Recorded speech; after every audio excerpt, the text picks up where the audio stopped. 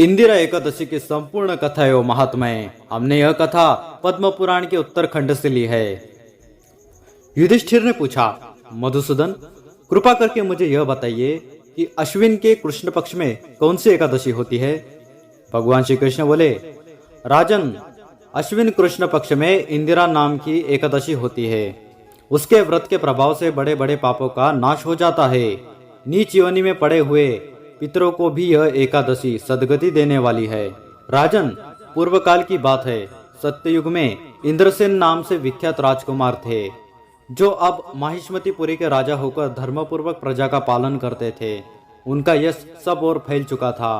राजा इंद्रसेन भगवान विष्णु की भक्ति में तत्पर हो गोविंद के मोक्षदायक नामों का जप करते हुए समय व्यतीत करते थे और विधिपूर्वक अध्यात्म तत्व के चिंतन में संलग्न रहते थे। एक दिन राजा राज्यसभा में सुखपूर्वक बैठे हुए थे।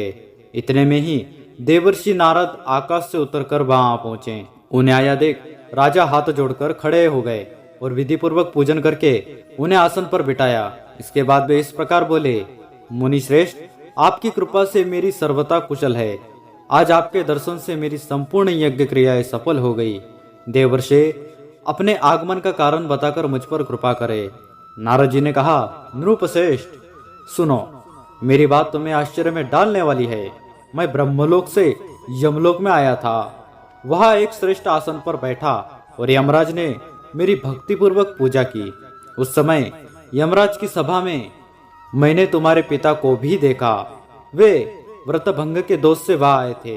राजन, उन्होंने तुमसे कहने के लिए एक संदेश दिया है, उसे सुनो। उन्होंने कहा, बेटा, मुझे इंदिरा के व्रत का पुण्य देकर स्वर्ग में भेजो। उनका यह संदेश लेकर मैं तुम्हारे पास आया हूँ। राजन, अपने पिता को स्वर्गलोक की प्राप्ति कराने के लिए इंदिरा का व्रत करो।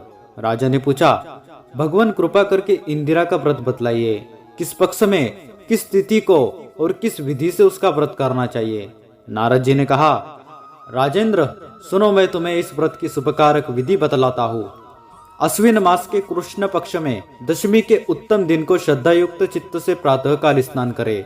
फिर मध्याह्न काल में स्नान करके एकाग्रचित्त हो एक समय भोजन करे तथा रात्रि में भूमि पर सोए। रात्रि के अंत में निर्मल प्रभात होने पर एकादशी के दिन दातुन करके मुंह धोए। इसके बाद भक्ति भाव से निम्नांकित मंत्र पढ़ते हुए उपवास का नियम ग्रहण करे। अद्य स्थित्वा निराहारः सर्वभोग विवर्जितः स्वभोक्षे पुंडरीकाक्ष शरणं में भवाच्युत। कमलनयन भगवान नारायण, आज मैं सब भोगों से अलग हो निराहार रहकर कल भोजन करूंगा। अच्युत, आप मुझे शरण दे। इस प्रकार नियम करके मध्याह्न काल में पितरों की प्रसन्नता के लिए शालग्राम शिला के सम्मुख विधिपूर्वक श्राद्ध करे तथा दक्षिणा से ब्राह्मणों का सत्कार करके उन्हें भोजन करावे। पितरों को दिए हुए अन्नमय पिंड को सूंघकर विद्वान पुरुष गाय को खिला दे। फिर धूप और गंध आदि से भगवान ऋषिकेश का पूजन करके रात्रि में उनके समीप जागरण करे। तत्पश्चात सवेरा होने पर द्वादशी के दिन पुनः भक्तिपूर्वक श्री हरि की पूजा करे। उसके बाद ब्राह्मणों को भोजन कराकर भाई बंधु नाती और पुत्र आदि के साथ स्वयं मौन होकर भोजन करे। राजन, इस विधि से आलस रहित होकर तुम इंदिरा का व्रत करो। इससे तुम्हारे पितर भगवान विष्णु के वैकुंठ धाम में चले जाएंगे। भगवान श्री कृष्ण कहते हैं, राजन, राजा इंद्रसेन के ऐसा कहने पर देवर्षि नारद अंतर ध्यान हो गए। राजा ने उनकी बताई हुई विधि से अंतःपुर की रानियों, पुत्रों और भृत्यों सहित उस उत्तम व्रत का अनुष्ठान किया। कुंती नंदन, व्रत पूर्ण होने पर आकाश से फूलों की वर्षा होने लगी।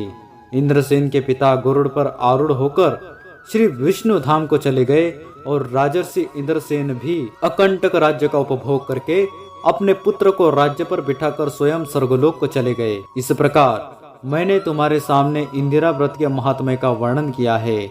इसको पढ़ने और सुनने से मनुष्य सब पापों से मुक्त हो जाता है। वीडियो पसंद आए तो वीडियो को लाइक कीजिए, चैनल को सब्सक्राइब कर लीजिए। जय श्री कृष्ण। ओम नमो नारायण। सनातन धर्म की है ये कथा, सुनाते हैं हम भगवान की महिमा गाथा।